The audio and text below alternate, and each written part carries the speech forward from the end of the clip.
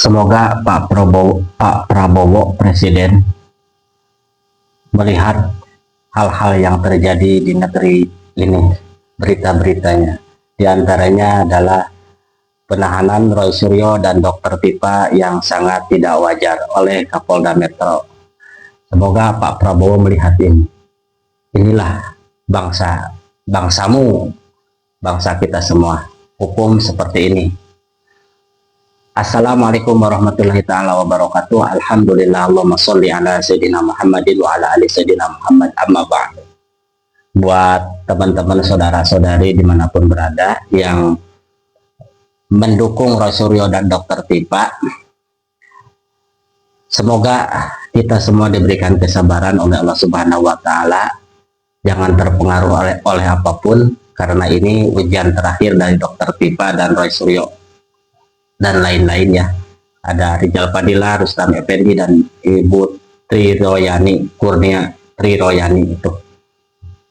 Baik, saya setuju dengan pemaparan apa yang dipaparkan oleh Bung Aka. Banyak sekali ya, Bung Aka, ada Guru Tigarut juga, ada Bung RH Repi Harun, ada Hersubeno Poin, ada juga Langkah Update, ada juga Sentana TV. Di situ mereka banyak menyesalkan apa yang dilakukan Polda Metro.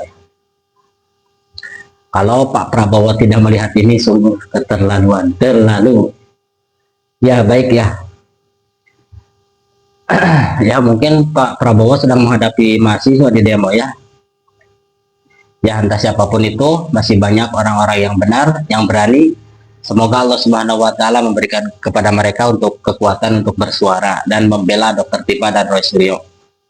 Karena kasihan sekali Dr. Pipa lagi ujian, lagi ngambil S3, dijemput paksa, dan Roy Suryo juga sama, dijemput paksa, tidak ada pengumuman apapun. Apakah itu prosedur sebagai dari Kapolda? Apa bukan, katanya mau transparan. Oh, transparan. Seperti ini transparannya ternyata. Baik, kita sambung kepada apa yang dipaparkan oleh Bung Aka ya, Ahmad Khazirudin. Silakan ke channelnya. Pokoknya masyarakat sekarang sudah mulai harus melek-melek benar apa yang terjadi di Indonesia, supaya kita tidak tertipu dengan kata-kata, tidak tertipu dengan gestur. Tetapi mari kita belajar untuk cerdas, keren, dan cadas. Itunya punya Repi Harun. Ini dia videonya, cekidot. Media.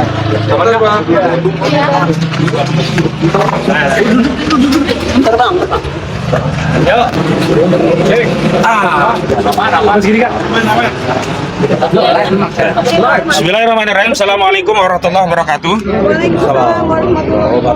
Terima kasih kepada rekan-rekan media yang sudah mengundang kami, dan ini di luar apa yang kami duga. Sebelumnya kami selalu memberikan informasi paling tidak sehari sebelumnya untuk menyampaikan undangan media. Namun karena hari ini ada insiden yang menurut kami ini sangat melukai nurani publik, termasuk ini adalah merupakan satu tragedi dalam penegakan hukum di negeri kita pasca diberlakukannya undang-undang yang baru, baik KUHP maupun KUHP. Ini Undang-Undang Nomor 20 Tahun 2025 tentang KUHP dan Undang-Undang Nomor 1 tentang tahun 2023 tentang KUHP. Kenapa demikian? Kami perlu jelaskan bahwa tadi pagi sekira pukul 7 pagi saya dihubungi oleh Bu Ririn, istri dari klien kami Pak Roy Suryo Noto di Projo, bahwa dirinya dan keluarganya didatangi oleh segerombolan orang yang tidak punya etika, tidak punya akhlak, tidak punya moral, memaksa masuk ke ruang private, yakni mau masuk ke kamar Pak Roy dan istrinya, hanya karena ingin memastikan apakah klien kami ada di rumah, dan dia berdalih bahwa dia akan melakukan upaya paksa berupa penangkapan. Nah, saat terjadi diskusi, memang klien kami dan juga istrinya Bu Ririn memberikan klarifikasi bahwa sebaiknya proses penangkapan didampingi oleh kami dari tim PH, sehingga kami bisa yakin dua hal. Pertama, pihak yang melakukan penangkapan adalah pihak yang berwenang, yang memiliki otoritas, yang memang diberikan wewenang oleh undang-undang. Dalam hal ini kami butuh kepastian bahwa yang menangkap itu benar penyidik Polda Metro Jaya, karena hari ini kami khawatir sekali dengan kondisi bangsa seperti apa yang dialami oleh Andri Yunus. Orang bisa saja mengaku polisi, tapi di tengah perjalanan ternyata bukan polisi, kita kan khawatir sekali begitu. Yang kedua, kami juga butuh kepastian tentang alasan atau deskripsi alasan apa dalam surat penangkapan sehingga perlu diambil upaya paksa, mengingat klien kami selama ini kooperatif, bahkan kewajiban untuk melakukan wajib lapor selalu rutin dilaksanakan oleh klien kami, dan dalih apapun yang dianggap sebagai dasar untuk melakukan proses penangkapan menurut kami tidak terpenuhi baik secara objektif maupun secara subjektif. Namun setelah kami klarifikasi dari rekan kami yang lain di timnya Bu Tifa, ternyata memang Dr. Tifa Uzia Setiasuma juga ditangkap pada waktu yang kurang lebih bersamaan, dan memang dikonfirmasi itu dari Polda Metro Jaya. Jadi yang pertama, meskipun kami prihatin, yang jelas kami lega bahwa klien kami memang diambil oleh orang yang sebelumnya kami anggap gerombolan, tetapi ternyata memang itu pejabat resmi dari penyidik Polda Metro Jaya. Dan perlu kami sampaikan bahwa di dalam KUHP, jadi Undang-Undang Nomor 20 Tahun 2005, memang penyidik pembantu diberi kewenangan untuk melakukan upaya paksa berupa penangkapan 1 kali 24 jam untuk menghadapkan seorang tersangka di hadapan penyidik untuk diambil keterangannya dalam proses pemeriksaan. Namun yang jelas bahwa alasannya itu adalah adanya kekhawatiran akan menghalangi atau mengganggu proses penyidikan. Dan kita tahu penyidikan ini kan sudah di ujung, sudah dikatakan akan tahap 2, sudah dikatakan bahkan disebut sebagai P21. Lalu menghalangi penyidikan yang macam apa sehingga itu dijadikan dasar? Karena tadi kami melalui kuasa hukum kami yang lain sudah komunikasi dengan Pak Roy saat pendampingan di pemeriksaan. Salah satu alasannya adalah karena dianggap menghalangi proses penyidikan begitu. Dan penyidik tidak berani menyampaikan itu kepada tim kami langsung, tapi diminta untuk ditanyakan kepada Pak Roy karena saat melakukan penangkapan sudah dijelaskan tentang dasar dan alasan dari penangkapan tersebut. Lalu kami bertanya-tanya apa yang dimaksud dengan menghalangi dan apakah syarat subjektif dan objektif sebagaimana diatur di dalam KUHP bagi proses untuk penahanan juga diadopsi dalam konteks upaya paksa, jemput paksa ini ya. Karena ada upaya hukum yang sifatnya paksaan, yang pertama penangkapan, yang kedua penahanan. Dalam konteks penahanan memang ada objektivitas dari pasal yang dikenakan itu memenuhi, karena klien kami ini ditetapkan tersangka dengan ketentuan pasal 32 dan 35 Undang-Undang Informasi dan Transaksi Elektronik yang ancaman pidananya maksimum 12 tahun penjara. Artinya secara objektif memang kemudian terlepas kita beda pendapat tentang apakah unsurnya terpenuhi atau tidak, penyidik berwenang. Tetapi secara subjektif, ketika penyidik tidak melakukan penahanan pada saat pasca ditetapkan tersangka, itu mengkonfirmasi secara objektif memang kasus ini tidak layak untuk ditahan, dan itu mengkonfirmasi memang tersangka klien kami itu selalu kooperatif melakukan proses dalam penyidikan. Terbukti pula pada tahapan lanjutan setelah jadi tersangka, klien kami tetap dipanggil dan tetap menghadiri pemeriksaan, baik pemeriksaan awal menjadi tersangka, baik termasuk juga pemeriksaan tambahan saat menjadi tersangka. Bahkan saat klien kami diperiksa untuk diklarifikasi sehubungan adanya laporan perkara lain dan juga prosesnya di Polda Metro Jaya. Artinya tidak ada satupun alasan objektif yang bisa dijadikan pembenar bagi penyidik Polda Metro Jaya untuk melakukan upaya paksa, apalagi dilakukan tanpa didampingi oleh penasihat hukum. Dan dalam Undang-Undang Advokat sudah ditegaskan bahwa advokat adalah penegak hukum setara dengan penegak hukum lainnya. Ada unsur caturwangsa dalam penegakan hukum. Ada penyidik, ada jaksa, ada hakim, dan ada advokat. Tentu dalam konteks untuk menjalankan tugas dan fungsinya masing-masing. Penyidik menyidik, jaksa menuntut, hakim memutus, advokat menjadi pembela. Dan dalam konteks pembelaan, advokat ini berbeda dengan hakim, dengan polisi, dengan jaksa. Kalau hakim hanya mengadili perkara di persidangan, jaksa pun hanya saat penyidikan sampai persidangan dan juga sampai nanti eksekusi. Polisi hanya dalam penyidikan, tapi seorang advokat itu memang diberi keleluasaan untuk mendampingi kliennya bahkan sejak belum jadi perkara, menjadi perkara, baik dilaporkan ataupun untuk melaporkan, di persidangan, bahkan saat eksekusi, dan bahkan untuk memanggil upaya hukum, apakah banding, kasasi, bahkan untuk mengajukan gerasi, amnesti, dan abolisi. Jadi hari ini kami merasa dikesampingkan posisi kami, profesi kami sebagai advokat, dikerdilkan. Jadi seolah-olah ada ego sektoral dalam upaya penegakan hukum di negeri ini, seolah-olah yang paling powerful, yang punya kewenangan, dan mengabaikan aparat penegak hukum lainnya, yakni institusi advokat sebagai satu bagian dari caturwangsa penegakan hukum, meskipun organnya bukan organ negara di luar APBN, tidak dibiayai oleh APBN negara, tapi advokat jelas sebagai bagian dari fungsi penegakan hukum, dan ini diabaikan. Sebenarnya kalau targetnya adalah untuk menghadirkan klien kami untuk diambil keterangannya dalam proses penyidikan, mudah sekali. Ada dua mekanisme. Mekanisme pertama bisa menghubungi lewat kami. Mekanisme kedua bisa mengajukan surat panggilan langsung. Dan kami sudah membuat agenda rapat untuk menyiapkan bagaimana kalau panggilan itu dilayangkan oleh penyidik sehubungan dengan akan ada tahap 2, sehingga kami bisa menghadirkan tersangka pada proses tersebut. Tapi alih-alih kami mendapatkan surat panggilan dari penyidik, justru penyidik hari ini mempertontonkan, menelanjangi diri.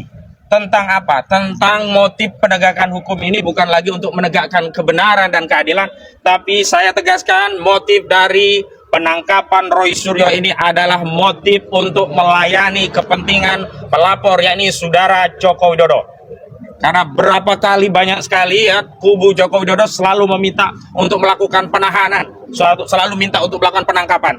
Tapi mereka bungkam saat Sylvester Matutina yang sudah jelas-jelas inkrah tidak dituntut untuk ditangkap dan ditahan. Dan aparat penegak hukum di negeri ini pura-pura buta dan pura-pura tuli, tidak melihat ketidakadilan ini secara telanjang dipertontonkan kepada publik, manakala ada seseorang yang sudah inkrah, sudah pasti bersalah, sudah tidak ada upaya hukum, disandingkan dengan orang yang baru tersangka, yang masih punya hak presumption of innocence, hak praduga tidak bersalah, justru diperlakukan seperti seorang penjahat, sementara yang sudah inkrah tidak diperlakukan sebagaimana mestinya. Lalu kemana rakyat akan mencari keadilan kalau aparat penegak hukum justru mempertontonkan proses dan prosedur penegakan hukum gaya suka-suka penyidik? Saya bisa katakan ini gaya suka-suka penyidik. Kenapa? Ada upaya lain yang lebih soft, yang lebih humanis, yakni dengan melakukan pemanggilan tidak ditempuh, justru memamerkan kewenangannya. Sekarang saya ingatkan sekali lagi, penangkapan termasuk penahanan bukan hak penyidik, bukan kewajiban penyidik, tetapi wewenang yang diberikan oleh undang-undang bagi aparat penegak hukum sehubungan untuk menegakkan hukum untuk tujuan keadilan dan kebenaran. Artinya apa? Tidak ada kewajiban bagi penyidik untuk menahan atau menangkap. Dan tidak bisa juga penyidik berdalih ini hak kami untuk menangkap. Tidak, yang benar adalah wewenang. Dan karena ini wewenang, penggunaan wewenang itu dibatasi oleh undang-undang. Tidak boleh menggunakan wewenang secara sewenang-wenang. Ini yang disebut sebagai abuse of power. Dan kami tegaskan penangkapan Roy Suryo Noto di Projo ini adalah abuse of power karena ada mekanisme penggunaan wewenang atau power yang lain melalui upaya pemanggilan, tetapi itu tidak dilakukan oleh penyidik. Penyidik bypass, langsung melakukan upaya paksa dengan melakukan penangkapan. Lalu kalau undang-undang yang baru diubah yang oleh DPR ini dinarasikan akan memberikan keadilan, akan memberikan kepastian, lebih humanis, tapi praktiknya brutal, praktiknya tidak bermoral, bahkan mau masuk ke ruang privasi Pak Roy. Bagaimanapun Pak Roy itu pernah mantan menteri, atau kalaupun dia warga negara yang biasa, tetap saja kamar itu adalah privasi yang tidak boleh dimasuki oleh aparat penegak hukum dengan dalih melakukan tindakan penegakan hukum, dalam hal ini penangkapan, kecuali tertangkap tangan melakukan kejahatan. Ya, tertangkap tangan Pak Roy LGBT misalnya, ini bukan kejahatan. Ada upaya hukum yang bisa menggunakan sejumlah wewenang. Kenapa penyidik tidak menggunakan kewenangan untuk memanggil, tapi langsung bypass menggunakan kewenangan untuk melakukan penangkapan? Dan ini menjadi konfirmasi bahwa memang benar hukum itu hari ini sedang ada pada narasi atensi dan intensi. Atensi dari Solo, saudara Joko Widodo, intensinya ya untuk menekan Pak Roy dan yang lainnya termasuk Bu Tifa agar mereka melemah, agar mengambil pilihan berkhianat kepada rakyat sebagaimana yang sudah ditempuh oleh 3 orang pengkhianat sebelumnya. Dan memang ini adalah golden time, ada 1 kali 24 jam, ini adalah pertarungan perjuangan kami juga Pak Roy, juga Dr. Tifa, karena di 1 kali 24 jam inilah penyidik akan melakukan penekanan dengan dalih sedang melakukan pemeriksaan untuk menekan agar mau damai, kalau tidak apa? Akan ditahan. Karena setelah 1 kali 24 jam itulah penyidik baru akan mengambil kebijakan apakah akan melakukan penahanan setelah upaya penangkapan dan pemeriksaan atau tidak melakukan upaya penahanan. Dan karena itulah sebagai sebuah antisipasi, dan kami sudah berkoordinasi dengan sejumlah tokoh-tokoh nasional, dan kemarin kami baru saja mengadakan diskusi nasional dengan tokoh-tokoh purnawirawan TNI dan polisi. Ada Pak Jenderal Purnawirawan Tiasno Sudarto, ada Pak Komjen Pol Ugroseno, ada tokoh-tokoh seperti Pak Said Didu, ada banyak tokoh yang berkumpul di Bandung termasuk Pak Roy. Dan semalam itu Pak Roy saat dijemput baru istirahat nyampe di rumah dari pukul 3 dari Bandung. Jadi praktis baru 4, 5, 6, baru beberapa jam istirahat. Dan ketika istri klien kami ini meminta waktu untuk menyiapkan pakaian dan obat-obatan khusus, karena istri klien kami sudah punya pengalaman bagaimana dulu di kasus Tupa Pak Roy sempat ditahan, maka harus disiapkan hal-hal yang berkaitan dengan pribadi, terutama obat-obatan pribadi, karena masih ada hal yang berkaitan dengan kesehatan yang itu harus disiapkan oleh istri Pak Roy. Juga pakaian juga termasuk diantaranya adalah makanan-makanan yang tertentu. Tapi ini semua dikesampingkan, tidak ada humanisme, tidak ada yang namanya polisi itu melihat bahwa orang yang sedang dalam status tersangka itu adalah manusia juga yang patut dihormati sisi kemanusiaannya. Dan tadi saya mau sepil lagi karena kita antisipasi, kami menyiapkan dokumen ini, permohonan penangguhan penahanan, baik yang kami ajukan kepada Polda atau nantinya jika Polda berdalih bahwa kewenangannya sudah pindah kepada Kejaksaan Tinggi DKI Jakarta. Yang kedua,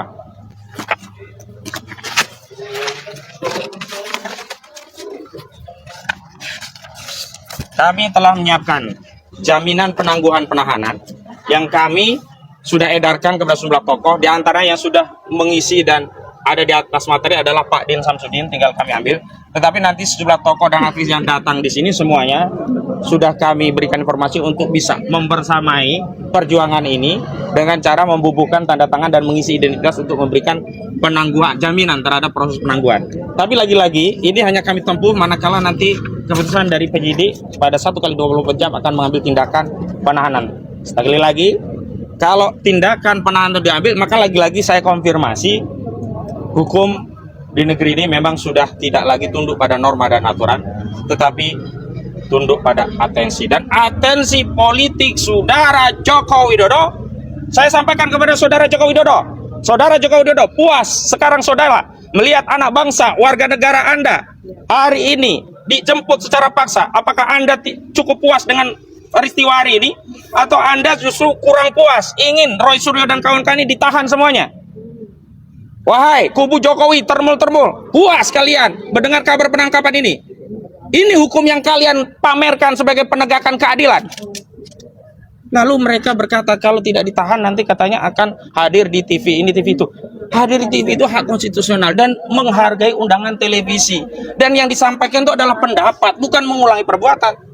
Kalau esensinya dia tidak bisa melawan pendapat, tidak kuat melawan argumentasi, berarti persoalannya bukan adanya kejahatan yang dilakukan berulang, tetapi tidak adanya kemampuan untuk melawan argumentasi para Yusril di ruang publik yang menyebabkan mereka mengambil upaya represi. Jadi saya mau katakan nanti kalau kasusnya ditahan, saya sampaikan kepada seluruh rakyat, saudara Joko Widodo keliling itu dengan membawa noktah. Karena apa? Kalau sampai ditahan berarti saudara Joko Widodo itu adalah orang yang sedang mengkampanyekan sebuah partai yang dipimpin anaknya, saya sebut PSI, tapi pada saat yang bersamaan dia zalim kepada rakyatnya yang 10 tahun pernah dipimpinnya. Dan kepada pemimpin-pemimpin yang zalim seperti ini tidak ada satupun alasan untuk kita memberikan dukungan apalagi pembelaan. Jadi sekali lagi, karena saudara Joko Widodo sudah sampai pada tahapan ini, bismillahirrahmanirrahim, kami nyatakan perang terbuka secara hukum melawan saudara Joko Widodo. Allahu Akbar. Bubarkan termu. Ya, silakan kalau ada pertanyaan sebelum kami mendampingi ke dalam. Allahu Akbar. Cukup, terima kasih rekan-rekan media. Ya, silakan. Soal P21 itu suratnya belum ada ya sampai sekarang Belum. Ya, sampai hari ini memang belum ada pemberitahuan tentang berkas P21 yang itu yang berulang kali kami persoalkan, dan kami husnuzonnya bahwa nanti ketika ada panggilan polisi itulah konfirmasi bahwa berkas B21 dipanggil lengkap diserahkan kepada jaksa. Tapi yang dilakukan tidak melakukan pemanggilan, justru main tangkap-tangkapan saja ini. Udah kayak mafia saja di polisi, main tangkap-tangkapan saja. Sudah tidak punya malu lagi penegak hukum di negara ini ya. masyarakat sudah mengontrol semuanya, tapi tidak punya malu semuanya. Tapi semua ini tidak bisa kita salahkan kepada aparat penegak hukum, yakni polisi. Tapi sekali lagi ini semua gara-gara saudara Joko Widodo yang 10 tahun merusak institusi Polri yang kita cintai. Merusak bapak-bapak polisi yang banyak yang bersih di dalamnya. Banyak ya bapak-bapak polisi itu yang jujur, yang seperti Pak Hugeng, yang seperti Pak Ugroseno, tetapi di era Joko Widodo 10 tahun dirusak oleh Joko Widodo. Kapolri tidak urut kacang, tidak lagi melihatkan apa pertimbangan dari Wanjakti, tidak ada lagi ya. Hal-hal yang berkaitan dengan norma dan aturan semua di bypass, asal loyal kepada Joko Widodo maka dia bisa jadi Kapolri. Dan inilah rusaknya institusi Polri di penegakan hukum itu gara-gara saudara Joko Widodo. Oke, ada lagi? Terima kasih semuanya. Sampai ketemu lagi. Assalamualaikum warahmatullahi wabarakatuh.